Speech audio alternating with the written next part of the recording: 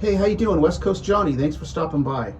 So I've been working on my Scamp trailer all week, working on the cabinets and stuff, and I got an email on or a message on Instagram from PK in Bend, Oregon, and he asked me if I could elaborate a little bit about the wooden supports I was talking about in another video. Um, where I was explaining I'm not going to use any rivets when I put my cabinets back in. He asked if I could show him a couple pictures or something of what it looked like. But you know what? I've been working on this for the last few days, so this is perfect timing. Let me show you what I'm doing in this cabinet right here. Okay, well, as you can see, I just put some 3/4 inch plywood strips in, okay? And I fiberglassed these. This is 3/4 inch marine plywood, and they're fiberglassed to the body of the trailer itself, but not to the cabinets. That's not attached. Okay, and I got one that goes down here. On the other side, I did the same thing. Goes down here. And then down below, there's one. Comes up 8 inches. I didn't put one in over here yet because I'm not, I think I have to put some kind of a support in here or something, because I'm installing this deadbolt and I want it to be really strong. So I'm not sure what's going to happen in this area. So I didn't put my my little plywood piece in, but it'll probably start down at the bottom and come up to about here, I'm guessing, about a foot or so, because I don't want this thing moving. And then what's gonna happen is I'm gonna have some screws. See, I won't be using these anymore. I'm just gonna have some little screws that can just go in the side, and I'm gonna paint them the same color.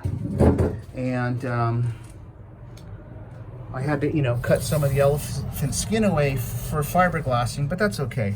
I have a spray texture,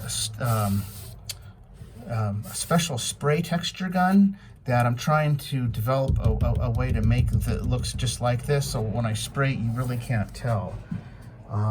So anyways, that's what's going on. I hope this helped. Okay, now my kitchen cabinet, it's in right now. I'm just mocking it up right now. I have some clamps holding it in place exactly where I want it to be, because I went ahead and I fiberglassed some really big, those are like 1.75 by 2 inches, and I got one there and I got one on this side, and they're fiberglassed to the body but not to the cabinet itself, just to the body of the trailer. And then down here I got these little pieces of plywood in here, the marine plywood. They're not fiberglassed in right now, they're just glued in place. This thing is right where I want it to be, and this one's glued in place. It's right where I want it to be.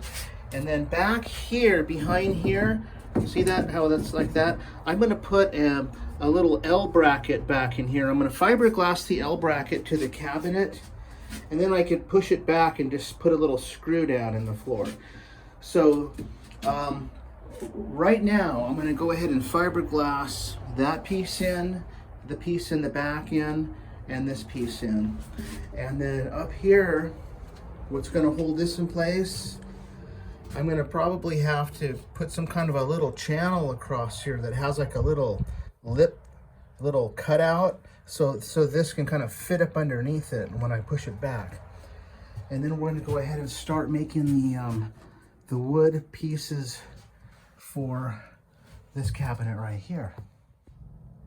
So the L bracket that I'm gonna put back in here, I decided to get a joist hanger, and I cut and I made this piece because this is a super strong, this holds a lot, this special material, this galvanized material. It's a really good thickness too. So what I'm gonna do, I'm gonna put a hole in this little front side, and then right here on the back,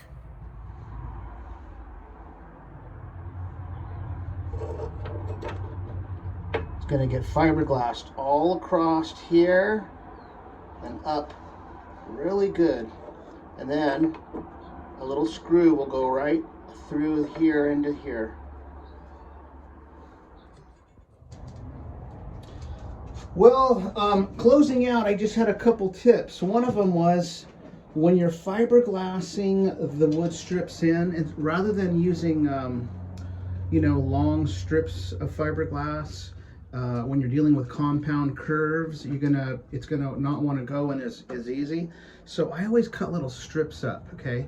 3x3, 2x2. I saturate them in the resin. I pull them out with my little, I got these little tweezers, and I just place them in, and then I roll them on real nice. And when it's all rolled really nice, you want to wash your tools right away. Here's like a corner roller, see that? It just rolls right in. But so one of the tips was many little pieces of fiberglass.